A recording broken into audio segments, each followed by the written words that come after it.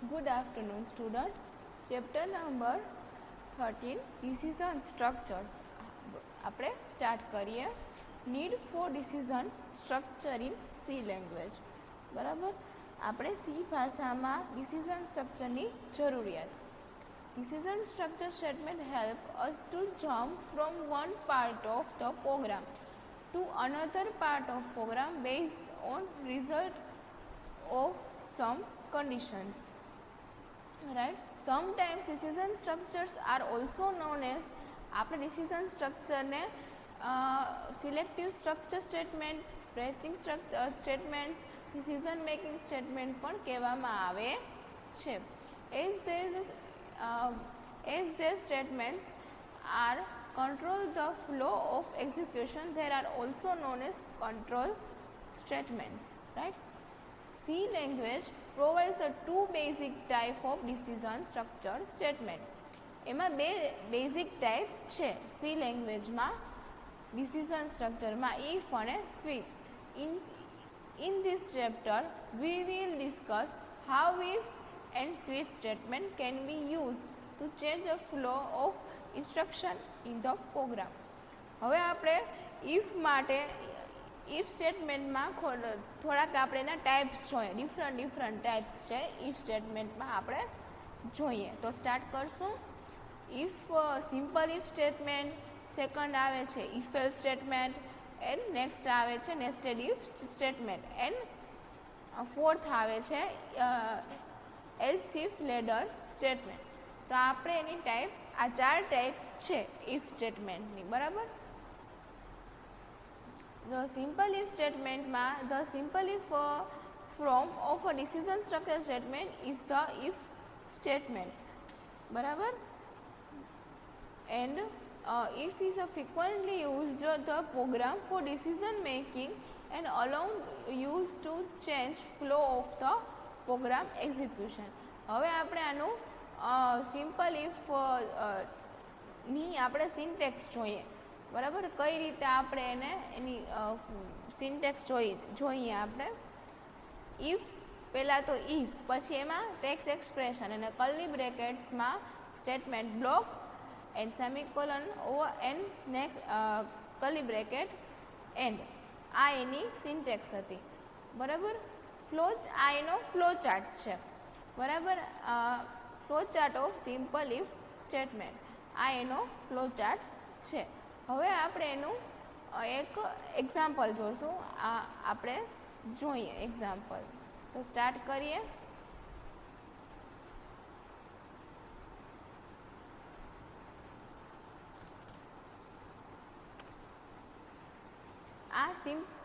આમાં આપણે એક સિમ્પલ ઇફનું એક્ઝામ્પલ આપેલું છે. આની પહેલાં આપણે એક સિમ્પલ પ્રોગ્રામ કર્યો હતો એ જ પ્રમાણે હવે આપણે એમાં સિમ્પલ ઇફમાં જોવાનું છે.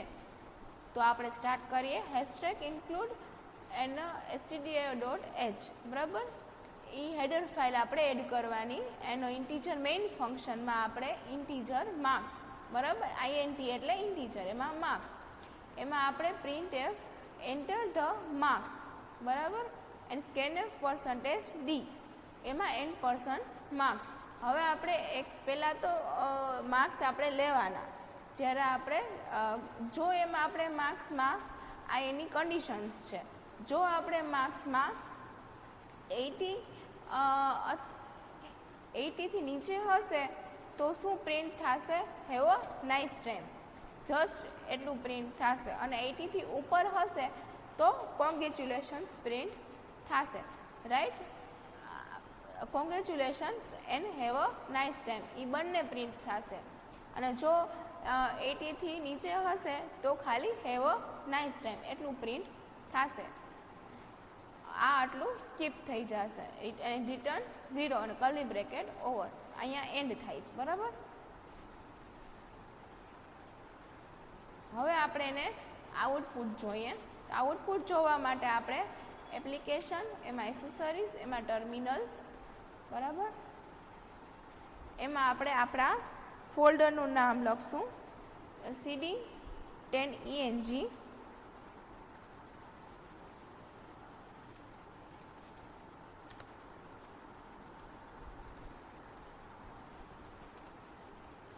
હવે આપણે આપણા પ્રોગ્રામનું નામ એની પહેલાં આપણે જીસીસી કમ્પાઇલ કરવા માટે જીસીસી એન્ડ પ્રોગ્રામનું નામ simple if .c right, enter. બરાબર. હવે આપણે આઉટપુટ જોવા માટે ./a.out. બરાબર. હવે આપણે અહીંયા 80 થી ઓછા નાખશું. બરાબર, ઓછા માર્ક્સ નાખશું 80 થી. તો આપણે જોઈએ શું આઉટપુટ આવે છે એ જોઈએ. 52. બરાબર. Have a nice time. Right, મેં કીધું તું એમ જ કે 80 થી ઓછા આવશે, 80 થી ઓછા આપણે માર્ક્સ ટાઈપ કરશું તો શું આવશે? Have a nice time. ખાલી એટલું જ આવશે. પણ જો આપણે 80 થી ઉપર કરશું તો શું આવશે? Congratulations, have a nice time. Right. હવે આપણે 80 થી ઉપર કરશું. 86 લઈ લઈએ. રાઈટ. જો congratulations and have a nice time આટલું આવી ગયું.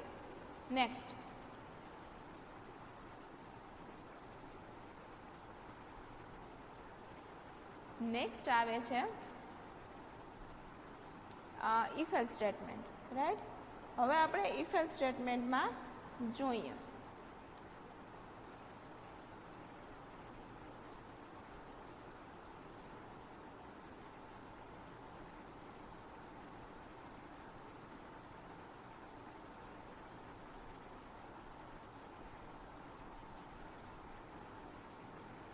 હવે in simple if statement there are only one statement block and which gets executed only when test expression is true, and simple if statement takes no actions in case and when the test expression is false. What happen if we won't take some actions in case or false answer from test expressions. Right. હવે આપણે એમાં જોઈએ. જો શું કહે છે કે જે જ્યારે સિમ્પલ ઇફ સ્ટેટમેન્ટમાં માત્ર એક જ સ્ટેટમેન્ટમાં આપણે બ્લોક હોય છે. જો ટેસ્ટ એક્સપ્રેશન સાચું હોય તો જ તેનું એક્ઝિક્યુશન થાય છે. બરાબર, એટલે તેનો અમલ કરવામાં આવે છે. અને જો ટેસ્ટ એક્સપ્રેશનમાં જો ખોટું હોય ત્યારે જે સિમ્પલ ઇફ વિધાનમાં કોઈ પણ કાર્યનો આપણે એક્ઝિક્યુશન થતું નથી. હવે આપણે ટેક્સ્ટ એક્સપ્રેશનમાં જવાબમાં આપણે જ્યારે આન્સરમાં ફોલ્સ આવે ત્યારે જો કોઈ પણ આપણે કંઈ પણ એક્સપ્રેશન મૂકવું હોય તો એ કઈ રીતે મૂકી શકાય તે આપણે જોઈએ. ઓમાં શું થતું હતું? ખાલી કંઈ પણ આન્સર આવે તો એ પ્રિન્ટ થતું હતું. રાઈટ. હવે આપણે ફોલ્સ પડશે તો પણ એક બીજું સ્ટેટમેન્ટ પ્રિન્ટ થાય. આપણે એવું કરવું છે તો એના માટે આપણે ઇફ એલ્સ સ્ટેટમેન્ટનો આપણે યુઝ કરવાનો છે. આપણે જોઈએ એમાં એક્ઝામ્પલ આપણે જોશું. પહેલાં આપણે એની સિન્ટેક્સ જોઈ લઈએ. Syntax of if else statement. તો if else statement has a following syntax. If and test expressions. હવે ટ્રુ સ્ટેટમેન્ટ બ્લોક. જો કન્ડિશન ટ્રુ થશે તો આ બ્લોકમાં જશે અને જો કન્ડિશન ફોલ્સ થશે તો એલ્સમાં જઈને ફોલ્સ એલ્સ સ્ટેટમેન્ટ બ્લોક, તો ફોલ્સમાં જઈને આ સ્ટેટમેન્ટ પ્રિન્ટ થશે. ઓમાં એવું નહોતું થતું, એલ્સ નહોતું આવતું. રાઈટ. આમાં ઇફ એલ્સ સ્ટેટમેન્ટમાં આપણે ફોલ્સ સ્ટેટમેન્ટ બ્લોકમાં આપણે એક્ઝિક્યુશન કરાવી શકીએ છીએ, આઉટપુટ ડિસ્પ્લે કરાવી શકીએ છીએ. આ એનો ફ્લો ચાર્ટ છે. રાઈટ. હવે આપણે એનું એક્ઝામ્પલ જોઈએ.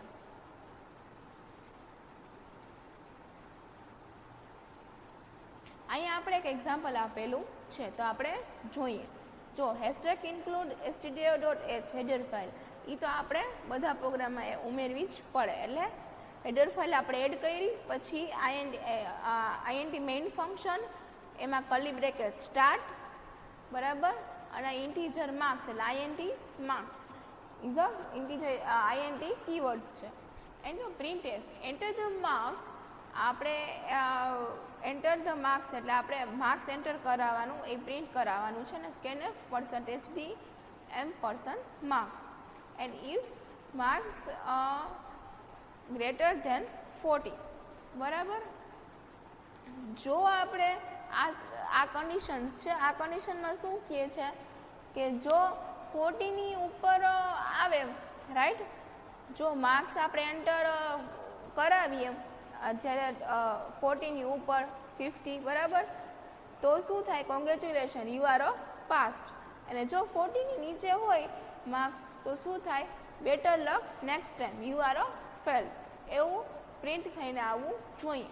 અહીંયા એ પૂછ છે, બરાબર, પ્રિન્ટ એફ અને એલ્સમાં જઈને have a nice time, print F have a nice time, return 0.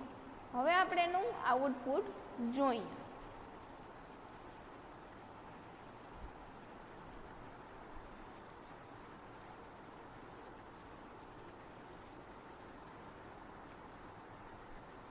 If else, sorry, પહેલાં આપણે કમ્પાઇલ કરાવવું છે, એટલે જીસીસી આપણે ફોલ્ડરનું નામ તો ફોલ્ડર આપણે પહેલાં લઈ જ લીધું છે અહીંયા 10 ENG, રાઈટ, પહેલો પ્રોગ્રામ કર્યો ત્યારે જ. હવે જીસીસી એમાં કમ્પાઇલ કરાવવા માટે આ પ્રોગ્રામનું નામ છે ifelse.c,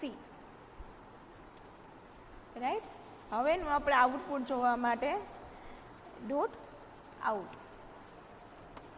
હવે આપણે 40ની ઉપર કરાવશું તો શું આવે, 45 કરાવીએ, રાઈટ, તો શું આવે, congratulation, you R pass and have a nice time.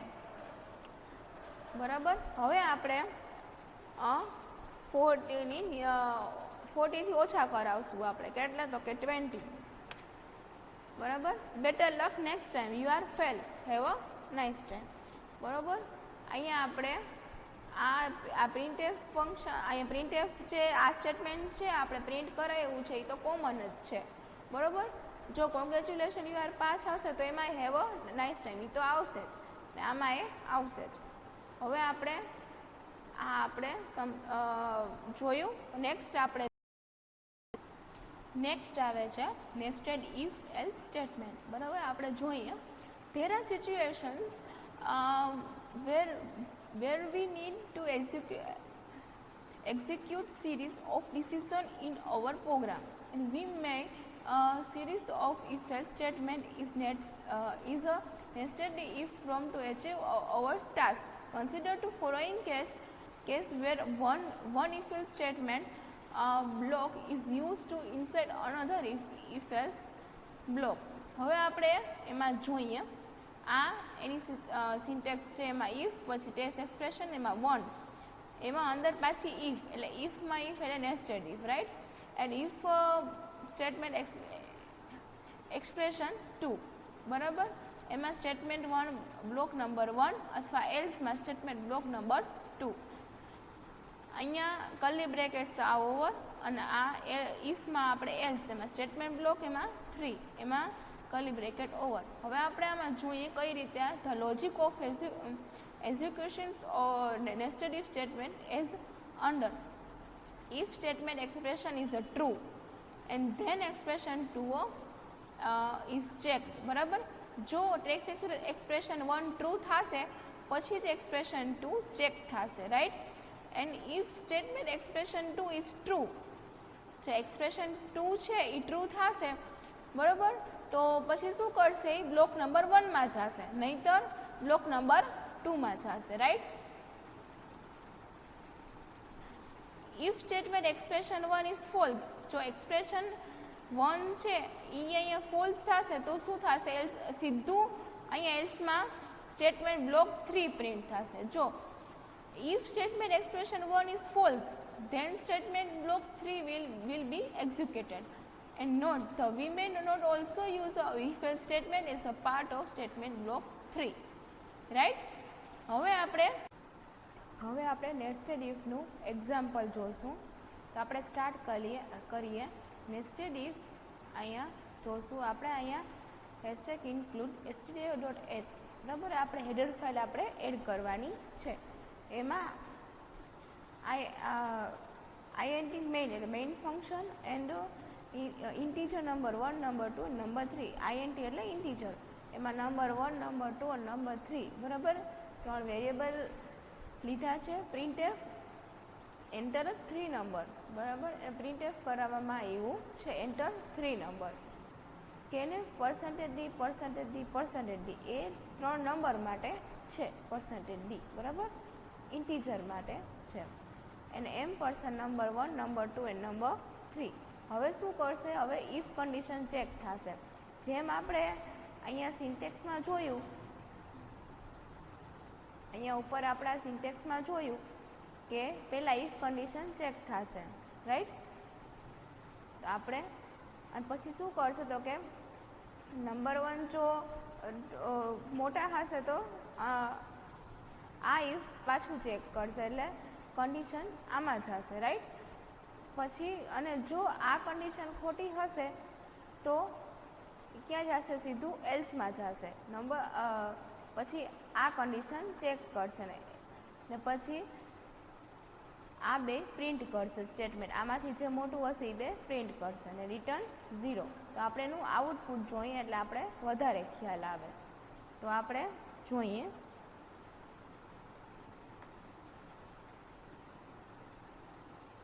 આપણા ફોલ્ડરનું નામ 10ENG, રાઈટ. હવે આપણે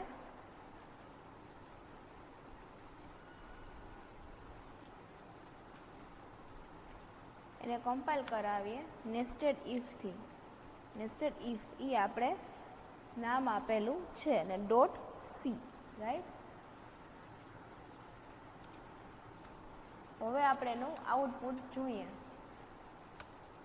શું કહે છે? Enter 3 number. તો આપણે 3 નંબર નાખશું. 10, નંબર 2 4, નંબર 3 6, રાઈટ. શું આવ્યું? તો બિગ નંબર 1 10. નંબર 1 છે એ 10 છે, એટલે એ બિગ છે, બિગ નંબર 10, રાઈટ. તો આમાં શું કરશે? તો આ પહેલાં કન્ડિશન ચેક થશે. જો નંબર 1 આમાં શું છે તો કે આ 3માંથી નંબર 1 મોટા છે, તો આ કન્ડિશન સાચી પડશે અને આમાં જશે. અને પછી આની યારે ચેક કરાવશે કે નંબર 1 છે, નંબર 3 યારે નાના છે, તો હા, તો શું કહેશે? તો કે printf the big number is number 1 %d, બરાબર. અહીંયા નંબર 1 એટલે એ પ્રિન્ટ કરાવશે the big number is number 1. પહેલાં આની યારે કમ્પેર કરશે ને પછી આની યારે કમ્પેર કરશે, રાઈટ. એમાંથી નંબર 1 છે એ બિગ છે એટલે આ પ્રિન્ટ કરશે. જો નંબર 3 બિગ હોત તો શું પ્રિન્ટ કરત? આ સ્ટેટમેન્ટ પ્રિન્ટ કરત એલ્સમાં જઈને printf the big number is number 3 એવી રીતે પ્રિન્ટ કરત, રાઈટ. હવે આપણે નેક્સ્ટ આવે છે switch statement. We have used the if-else statement for selection of various statement blocks during programs executions. However, when we use number of if-else statements, then our program becomes a more complex. The program becomes difficult to read and interpret the logic. The simple our program, the C language has often the built-in facility of multi-wave decisions is a statement called switch. And when actions is to be taken based on given multiple choice, switch statement is a very useful.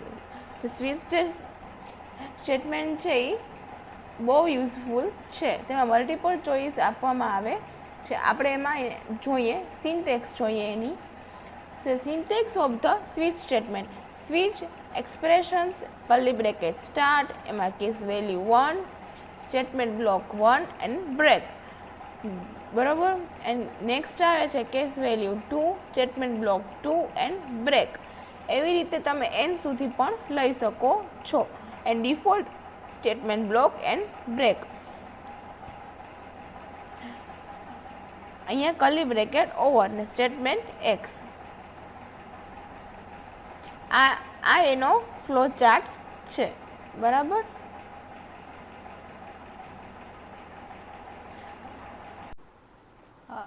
Next આપણે switch કેસનું example જોઈએ. બરાબર. અહીંયા આપણે switch case જે સમજ્યું હતું એની આપણે example આપણે જોઈએ. રાઈટ.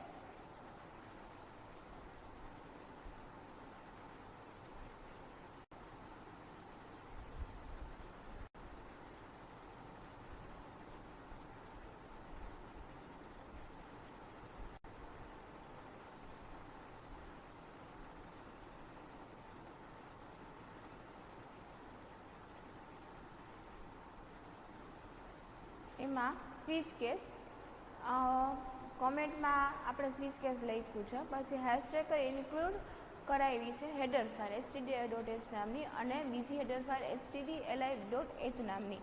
રાઈટ. પછી મેઇન ફંક્શન આપણે સ્ટાર્ટ કર્યું. એમાં કેરેક્ટરમાં આપણે ચોઈસ લીધું છે, વેરિયેબલ લીધો છે અને ઇન્ટીજરમાં નંબર 1 અને નંબર 2. પ્રિન્ટએફમાં આપણે એન્ટર 2 નંબર્સ. રાઈટ. આપણે એન્ટર 2 નંબર કરાવવાના છે. 2 નંબર આપણે આઉટપુટમાં નાખવાના છે. એટલે શું થશે આપણે જોઈએ સ્કેનર પરસેન્ટેજ ડી એમ્પરસન નંબર 1 અને નંબર 2. પછી શું આવશે તો કે મેનુ ઓફ એરેથમેટિક ઓપરેશન. એ આપણે સ્ટેટમેન્ટ પ્રિન્ટ કરાવવાનું છે. એટલે પ્રિન્ટ ઓફ ફંક્શનમાં આપણે લખ્યું છે. પછી એ એટલે એડિશન થશે. આમાં એસ એટલે સબસ્ટ્રેક્શન એન્ડ એમ એટલે મલ્ટિપ્લિકેશન એન્ડ ડી એટલે ડિવિઝન્સ. રાઈટ. પછી આપણે પ્રિન્ટએફ એન્ટર યોર ચોઈસ. જો તમને એ ચોઈસ આપવાની કહેશે. જો તમે એ આપશો તો એડિશન થશે, એસ આપશો તો મલ્ટિપ્લિકેશન, એસ આપશો એટલે સબસ્ટ્રેક્શન થશે, એમ આપશો તો મલ્ટિપ્લિકેશન થશે એન્ડ ડી આપશો તો ડિવિઝન થશે. રાઈટ. અહીંયા આપણે સ્વિચ છે એ ચોઈસ લઈ લેશે. બરાબર. આ ચોઈસ તમે એ આપશો એટલે એ શું થશે તો કે કેસ એમાં જશે. બરાબર. અહીંયા એ આપશો એટલે એ આ કેસ એમાં જઈ અને પ્રિન્ટએફ એડિશન કરાવશે. એડિશન થઈ અને એ ત્યાં જ બ્રેક થઈ જશે. બરાબર. અને જો તમે એસ આપશો તો પ્રિન્ટએફમાં જઈને સબટ્રેક્શન થશે. બરાબર. 2 નંબરનું અને પછી ત્યાં બ્રેક થઈ જશે. જો તમે એમ આપશો તો એ મલ્ટિપ્લિકેશન થશે અને ડી આપશો તો ડિવિઝન થશે. બરાબર. અહીંયા આપણે બ્રેકેટ પૂરું થાય છે અને રિટર્ન 0. તો આપણે આનું અને અહીંયા કર્લી બ્રેકેટ ઓવર છે. આપણે પહેલાં અહીંયા સ્ટાર્ટ કર્યું હતું એ અહીંયા આપણે ઓવર કર્યું, એન્ડ કર્યું. હવે આપણે એનું આઉટપુટ જોઈએ. બરાબર. જીસીસી સ્વિચ ડોટ સી આપણે એવું નામ આપ્યું છે. બરાબર. અને ઓલરેડી આપણે પહેલાં જ ફોલ્ડર લઈ લીધું છે 10 એમાં. રાઈટ. આપણે એન્ટર કરશું. હવે આપણે એનું આઉટપુટ જોઈશું. a ડોટ આઉટ એટલે આઉટપુટ આવશે. જો અહીંયા જેમ કીધું છે એમ જ એન્ટર 2 નંબર, પહેલાં 2 નંબર એડ કરાવો. મેં 5 બરાબર અને બીજા 5 બરાબર 2 નંબર આપ્યા છે. રાઈટ. શું પૂછે છે menu of arithmetic operation. Right. આમાં આપણે જે સમજ્યું હતું અહીંયા આપણે ચોઈસ આપશે. હવે એમ કહે છે એન્ટર યોર ચોઈસ. બરાબર. તો આપણે અત્યારે એ આપીએ છીએ તો શું થશે એડિશન. 5 + 5 એટલે 10. રાઈટ. એડિશન થઈ ગયું. બસ આ જ આપણો સ્વિચ કેસનો અહીંયા આપણે પ્રોગ્રામ કમ્પ્લીટ થાય છે. નેક્સ્ટ આપણે જોશું એના એમસીક્યુ. આપણે અહીંયા આ ચેપ્ટર અહીંયા કમ્પ્લીટ થાય છે. હવે આપણે એના એમસીક્યુ સ્ટાર્ટ કરીએ.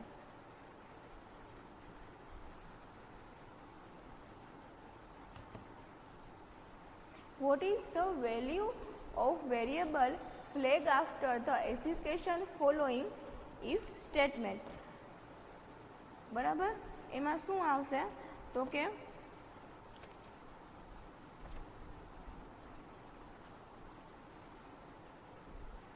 એમાં આવશે 1.